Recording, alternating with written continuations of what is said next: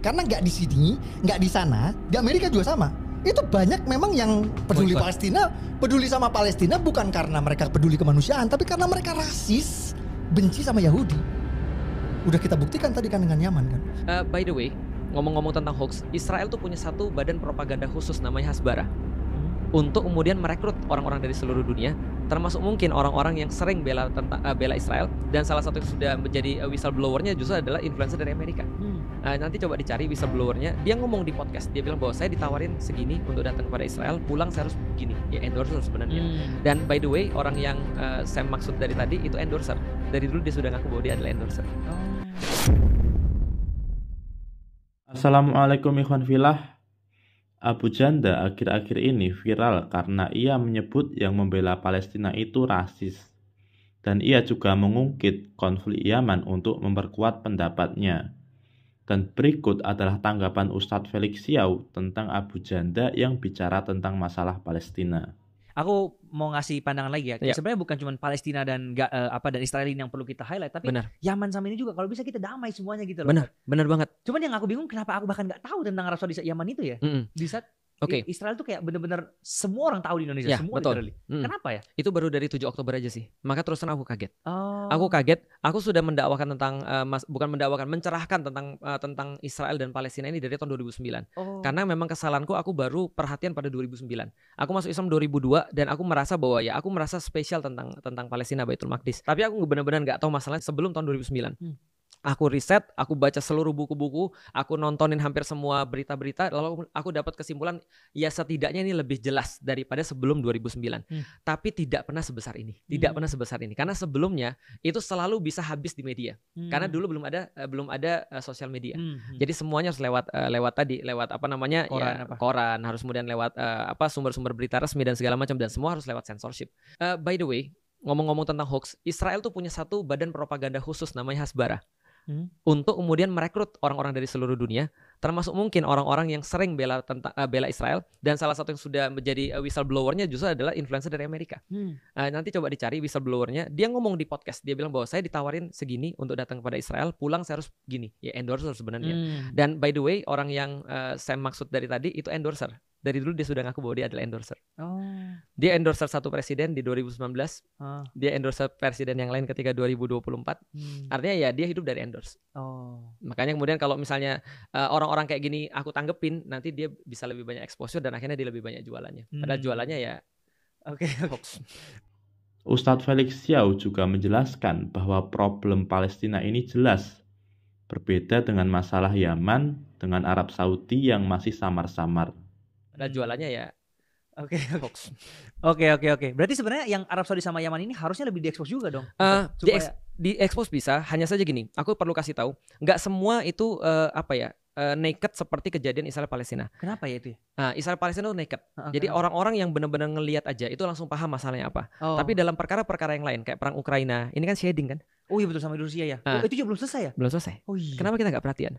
Betul juga, kenapa ya? Nah, karena tadi ada banyak shadingnya. Kita nggak tahu nih proksinya siapa. Ketika Iran kemudian nyerang Israel, kita juga nggak tahu ini proksi atau ini serius. Ini apa latar belakangnya dan segala macam. Nah, termasuk Arab kemudian dengan Yaman. Problematika sebenarnya apa sih? Apakah problematika adalah hanya Arab nyerang Yaman, ataukah ada problematika yang lain? Karena memang bukan hanya satu perang yang terjadi di situ. Perang saudaranya udah dari dulu.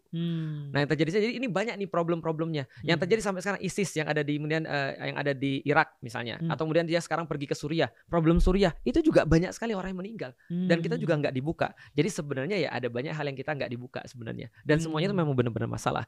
Adanya satu masalah tidak mengecilkan masalah yang lain. Rohingya juga sama. Camp konsentrasi yang ada di Chinese juga sama. Banyak banget sih ternyata ya. Kalau kita mau kumpulin semua di dunia chaos ya ternyata. Betul. Artinya tadi kita harus milih satu. Aku secara pribadi, kenapa aku milih ini? Karena ini naked eye. Ini bisa dilihat dengan mata telanjang. Problemnya bisa dilihat. Kalau orang bisa sadar dengan satu ini, insya Allah orang juga bisa sadar dengan hal-hal yang lain. Intinya kita harus spread positivity. Betul. Gak ada lagi perang. Kita cuma cinta damai di sini. Benar. Jauhkan dari semua yang jahat itulah. Benar. Sebagai manusia itu kita tahu perang itu tidak pernah menguntungkan siapapun. Nah itu dia. Maka dalam pikiran kita jangan sampai kemudian senang dengan perang. Kita tidak senang dengan perang. Problematiknya ada orang-orang yang memang makan dari perang. Oke.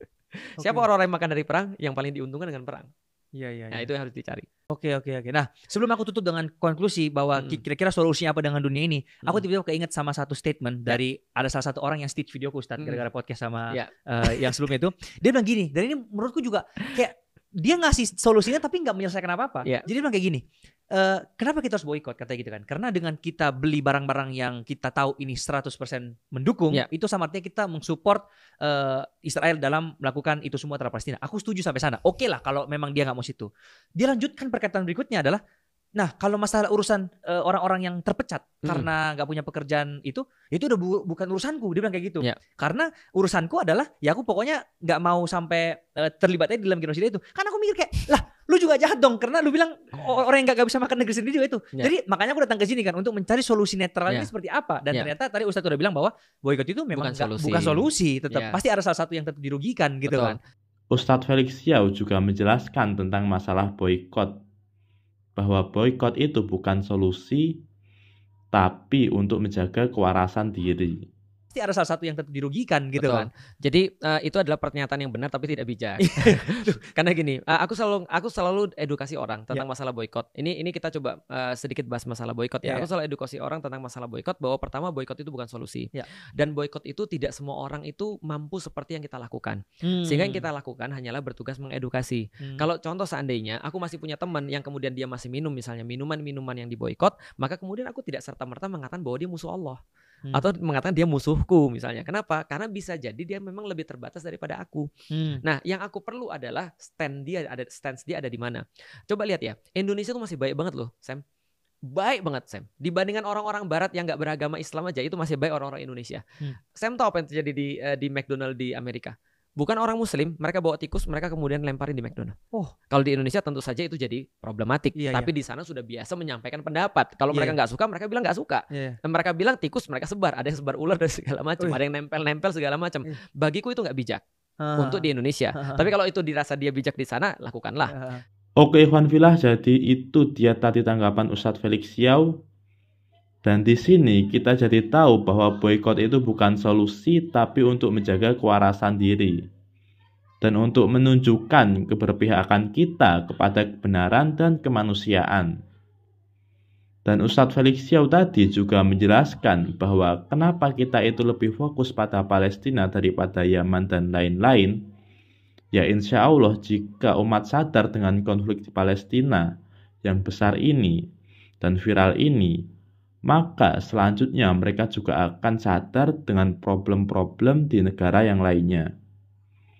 Dan Ustadz Felix Xiao tadi juga membongkar bahwa Abu Janda ini ya memang buzzer. Dia memang dibayar untuk ngibul. Jadi jangan percaya dengan ucapan dan pemikirannya si Abu Janda. Yang terakhir, kita jangan lupa untuk mendoakan saudara-saudara kita yang ada di Palestina. Wallahu a'lam bishawab. Barakallahu fikum. Wassalamualaikum warahmatullahi wabarakatuh.